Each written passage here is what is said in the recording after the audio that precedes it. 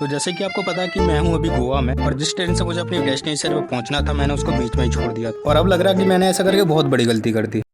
मैं जिस बस से बीच के लिए निकला था उसने 2 किलोमीटर का रास्ता 30 मिनट में पूरा किया। ऐसा भी नहीं था कि रास्ते में ट्रैफिक मिला हो, लेकिन अब क्या ही कर सकते थे। जब तक मैं बीच पर पहुंचा सनसेट भी हो चुका था और देखकर लग रहा था कि कुछ ही देर में अंधेरा भी हो जाएगा। बैग और जूते को एक दूसरे के हवाले छोड़कर मैं निकल गया समुंदर की इन तेज हवाओं से बातें करने के लिए, क्योंकि इनसे बातें करते समय तुम कितना भी चिल्ला लो, रो लो या गा लो, ये तुम्हारी बात आसपास के लोगों के पास जाने ही नहीं देंगी, क्योंकि दीवालों के कान होते हैं और यहाँ पर दूर दूर तक कोई दीवार नहीं है। और रही बात तुम्हारे आंखों से गिरने वाले उन आंसुओं की, तो जरा इसको देखो, मैंने सभी की तरह अपने भी पैरों के निशान बनाए और अगले पल वो भी मिट गए। तो इसका मतलब तुम 20 समुद्र में जाके कितना भी रो सकते हो, ये समुद्र कुछ भी अपने साथ नहीं रखेगा। और एक चीज ध्यान रखना, तुम्हें भी सब कुछ वहीं छोड़ कर आ जाना है, जिसमें इंक्लूड हो सकता है फियर, रिग्रेट या फेल्यूर, और सबसे बड़ी बात तुम्हारी ओवर थिंकिंग। ये सब कुछ समुद्र के हवाले कर देना, वो सब कुछ मिटा देगा, बिल्कुल ऐसे ही।